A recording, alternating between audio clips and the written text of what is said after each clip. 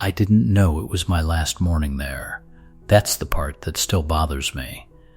I parked in the same spot I had used for years, second row, near the old maple tree.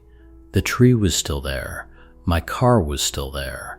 The building looked the same. And for a few minutes, I thought my life was still the same too. I walked in holding my coffee, nodded at the security desk, and pressed the elevator button like I had done thousands of times before. Nothing felt different, no warning, no feeling in my chest, no voice in my head saying, "Frank, remember this is the last time." The elevator opened. I stepped inside, and I saw my reflection in the metal door. 87 now, but that morning, in my head, I was still the young man who had started there with one good shirt, nervous hands, and a wife waiting at home. By 3 o'clock that afternoon, everything I had given 50 years to fit inside one cardboard box: a coffee mug, a few pens, a framed photo of my wife, an old service pin, and the nameplate from my desk, Frank Miller, Operations Manager. I held that nameplate longer than anything else, maybe because I thought if I held it long enough, it would still mean something. Then I walked toward the lobby. The young man at the front desk looked up from his computer. He smiled politely, and he said, "Sir, who are you here to see?" I stopped. I thought he was joking. I almost laughed. Then I looked down at the box in my arms and realized he had no idea who I was. 50 years in that building, almost my whole life, and on my last day, I was a stranger. That was the moment I finally understood something. A job can take your best years, your good health, your evenings, your weekends, even your family sometimes, and still not remember your name. I was 28 when I started. 1967. Back then, getting hired by a good company felt like being saved. A steady paycheck, benefits, a place to belong. I remember standing outside that building on my first day, looking up at the windows like they were the future. My father had shaken my hand that morning. He was a quiet man, not the type to say much, but he looked me in the eye and said, "Do good work, Frank. Be loyal. They'll take care of you." I believed him. Everybody believed that then. You worked hard. You didn't complain. You stayed late when they needed you. And one day, the company would remember. That was the promise. Nobody said it out loud exactly, but we all lived like it was true. My wife Ruth was pregnant with our first child when I got that job. We lived in a small rented house near the railroad tracks. At night, the whole place shook when the train passed. The windows rattled, the floor hummed. Ruth used to laugh and say, "Well, at least we know the house is still awake." She could make anything feel lighter. Even worry, even bills, even the sound of trains passing at 2 a.m. My first paycheck wasn't big, but I brought it home like I was carrying gold. Ruth held it in both hands. She looked at me and said, "We're going to be okay," and for a while, we were.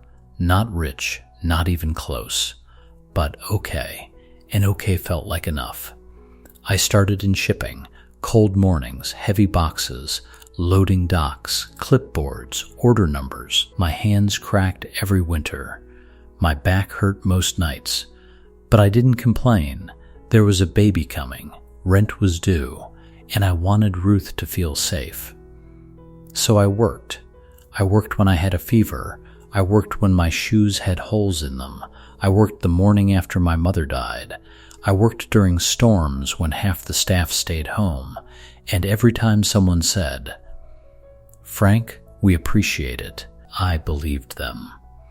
One morning, my supervisor clapped me on the shoulder and said, "You're reliable, Frank. Reliable."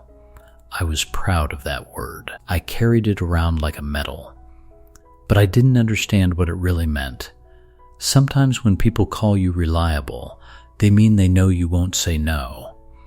And I never said no. That was how they found my weakness. Not by force, not by cruelty, just by asking a little more each time. Could you stay late tonight? Could you cover this shift? Could you handle this problem? Could you come in Saturday? Could you miss one evening? Just this once. And I always said yes.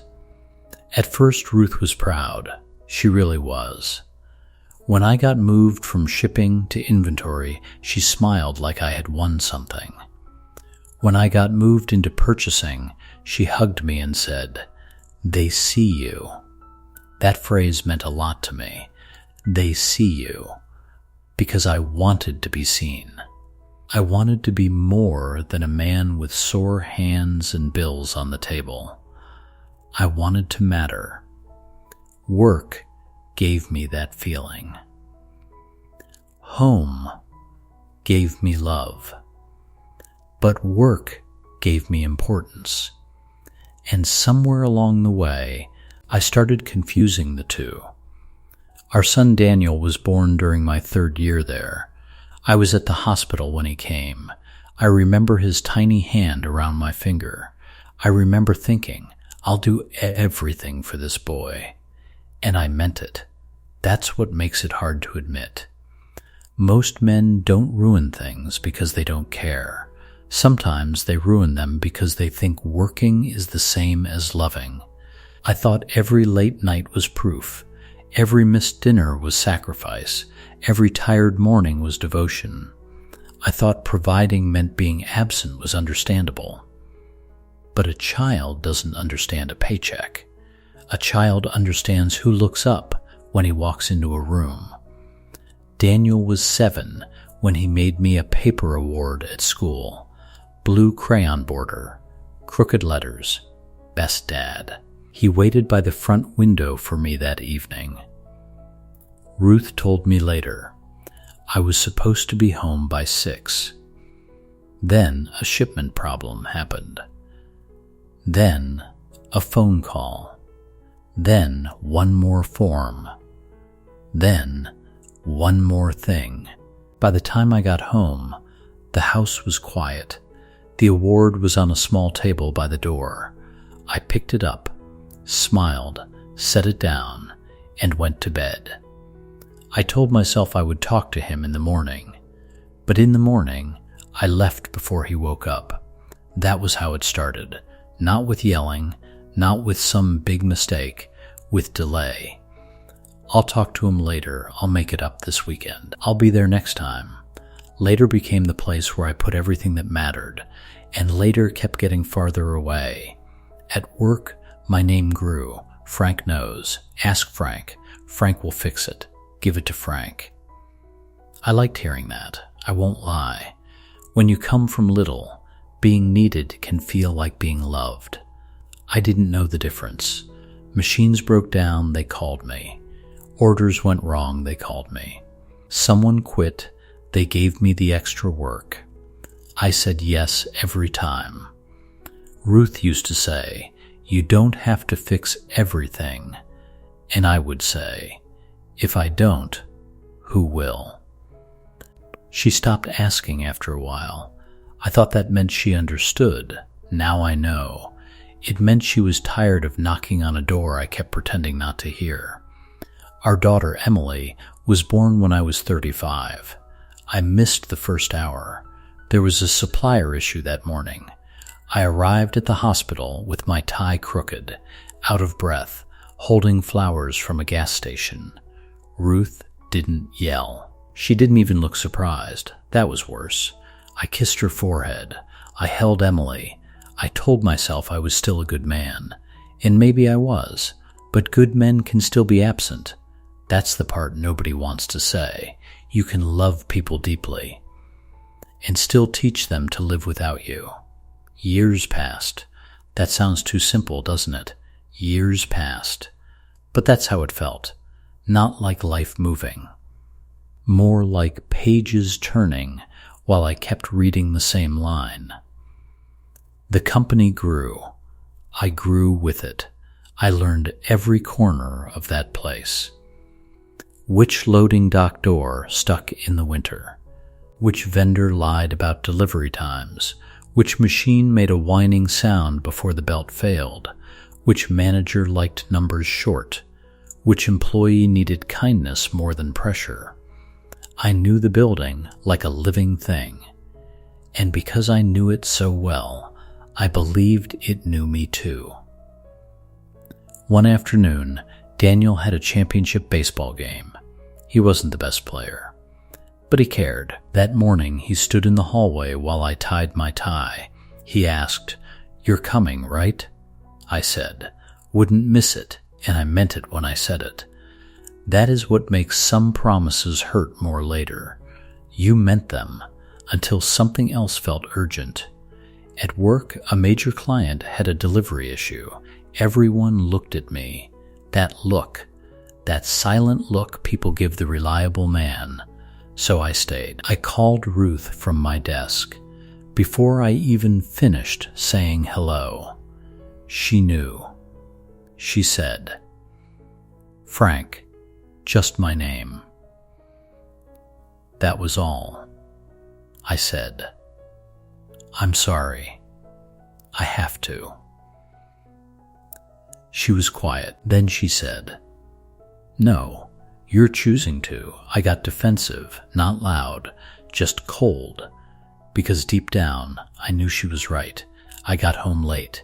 Daniel's uniform was hanging over a chair, dust on the pants, his glove on the floor.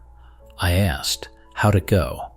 He said, "We won." I smiled and said, "That's great." He didn't look at me. He just said, "Yeah, that little yeah never left me." It wasn't angry. It wasn't rude. It was smaller than that. It was the sound of a boy lowering his expectations. And once a child stops expecting you, they don't always know how to expect you again.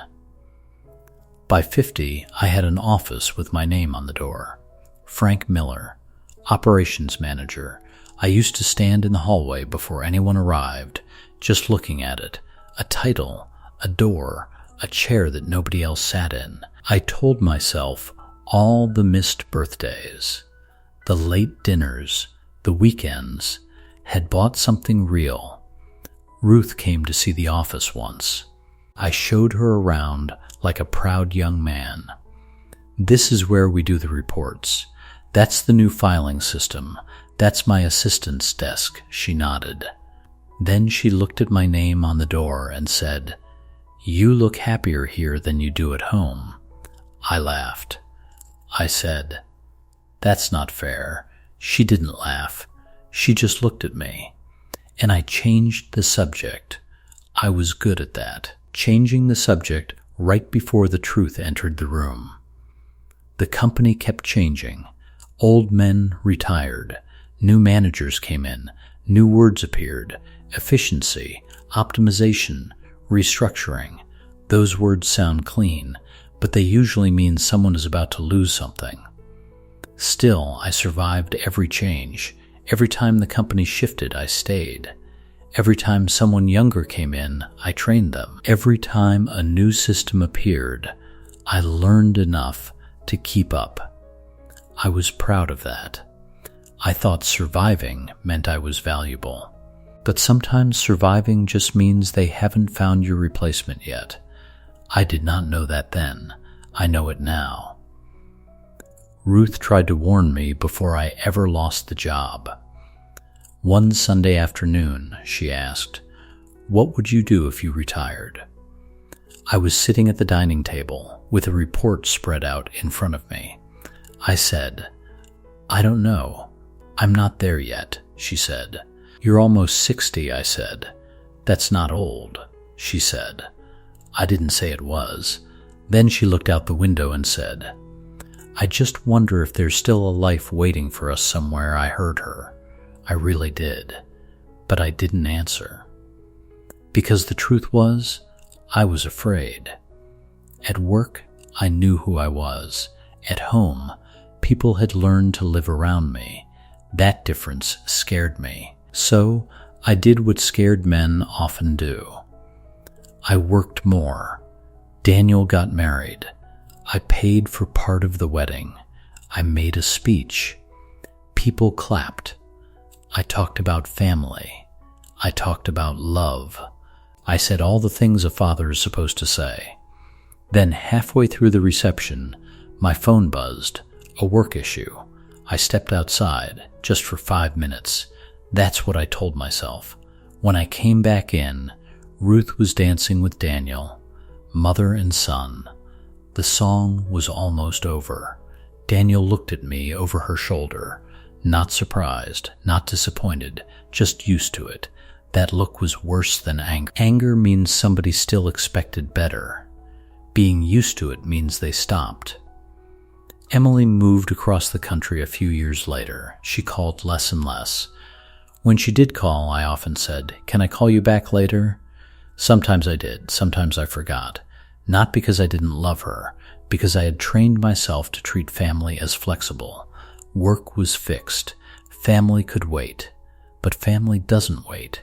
It changes. It adapts. It protects itself. And one day you realize the people you love still love you, but they no longer reach for you first. Then Ruth got sick. Not suddenly. Small things first. She sat down more often. She forgot little details. She got tired walking from one room to another.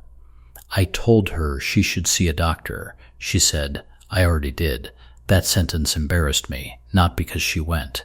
Because I didn't know. There had been appointments, tests, calls with Emily, quiet talks with Daniel. And me? I was in meetings.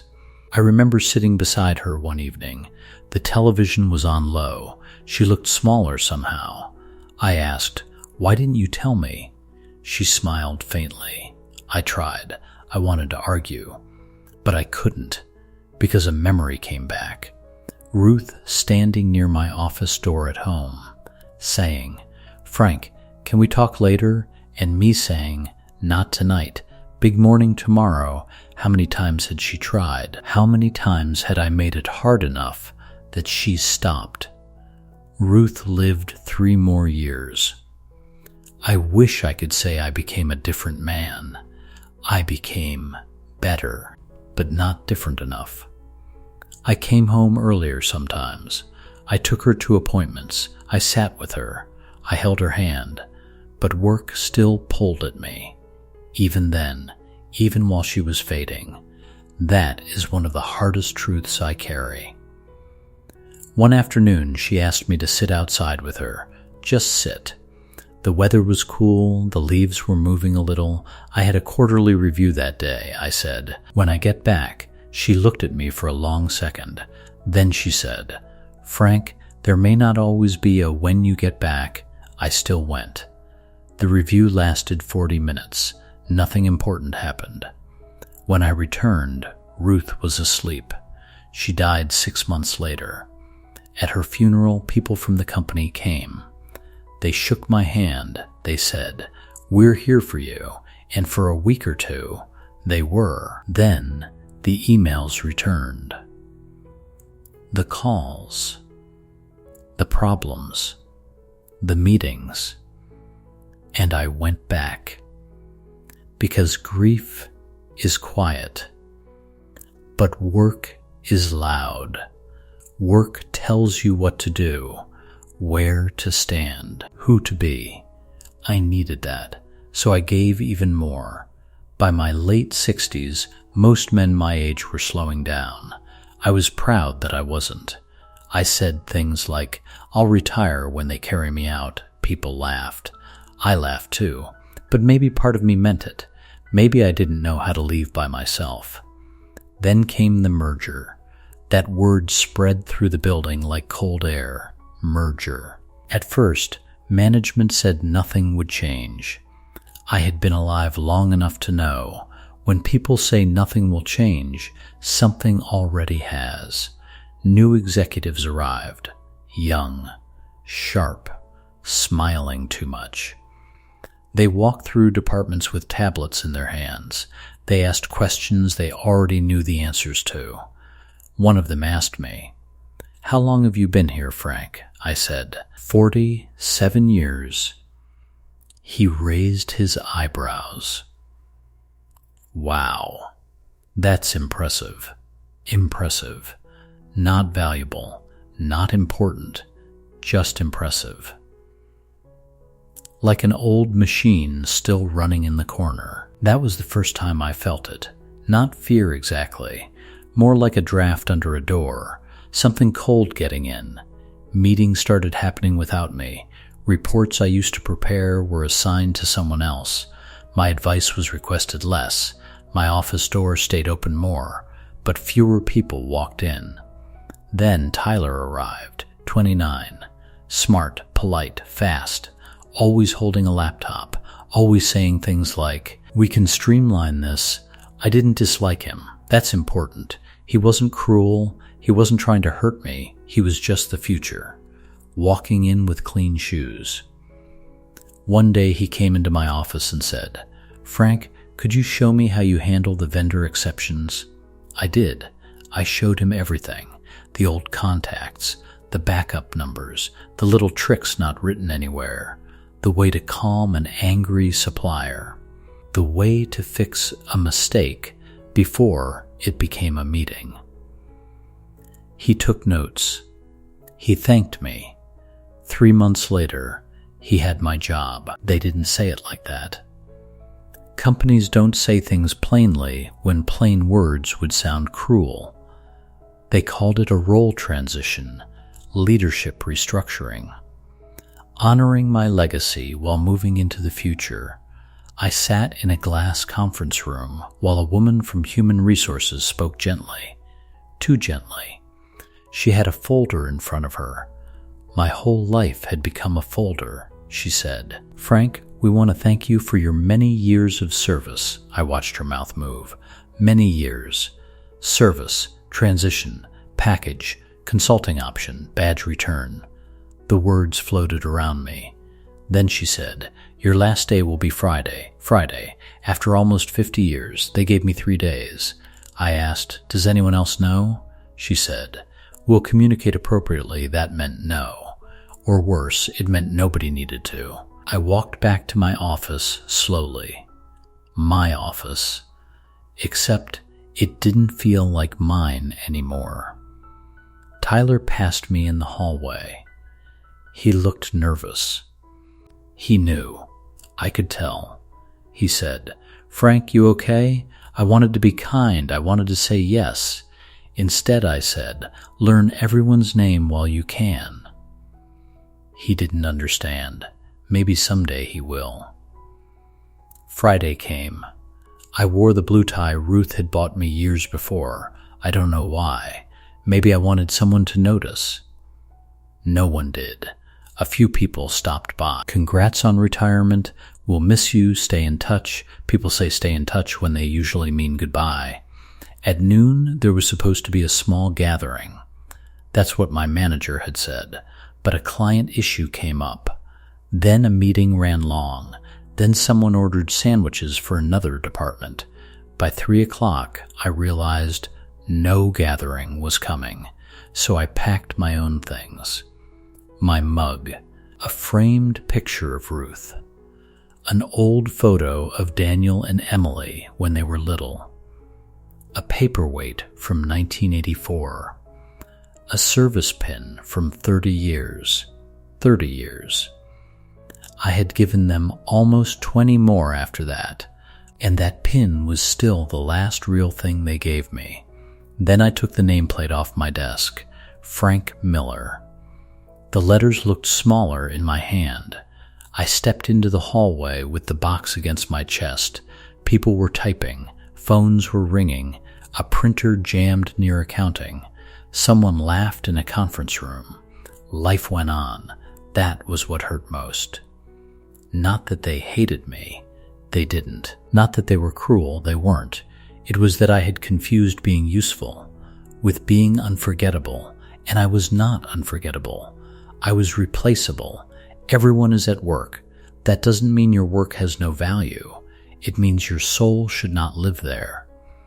When I reached the front lobby, the new receptionist looked up, young man, maybe 22.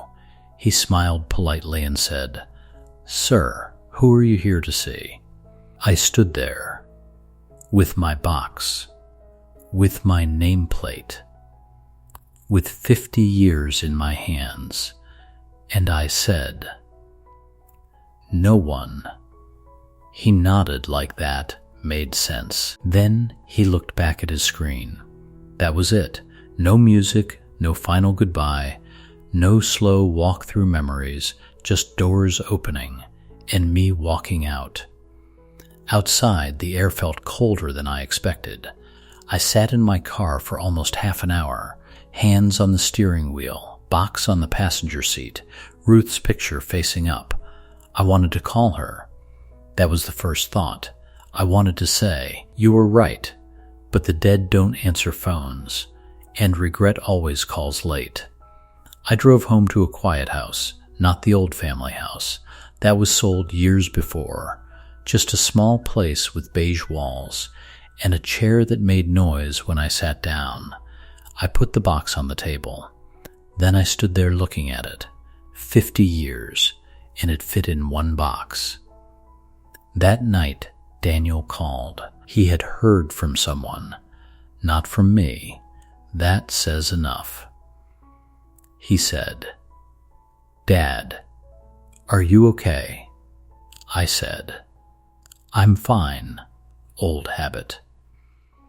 He was quiet. Then he said, "You don't have to be." I sat down slowly. For once, I didn't change the subject. I said, "I don't know who I am without that place." He didn't answer right away. Then he said, "I think we've been trying to meet that man for a long time." That hit me harder than losing the job, because the company forgot my name. But my family had spent years trying to remember who I was beneath it. I'm 87 now. 8 years have passed since that Friday. Most of the people I worked with are gone too. Some retired, some laid off, some moved on. The building was renovated. My office became a shared workspace. My files were digitized. My desk was thrown away. And the company still runs. Without me, that used to hurt.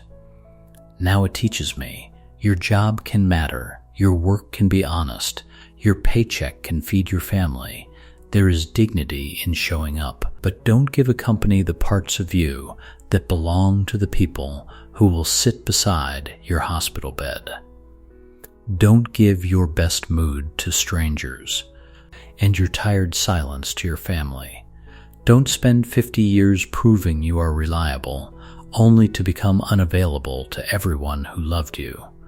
Because one day, your badge will stop working, your password will expire, your replacement will learn your tasks, your email will be deleted, and the place you gave your life to will keep moving by Monday. But your son will remember the game you missed. Your daughter will remember the calls you didn't return. Your wife will remember the evenings she sat beside a man who was still thinking about work. That is the record that stays. Not the reports, not the titles, not the meetings, the moments, the small ones, the ones we think don't count because nobody is keeping score. Someone is. Love is. I worked 50 years, and they forgot my name. But that was not the real tragedy. The real tragedy was how many times my family called it, and I didn't turn around.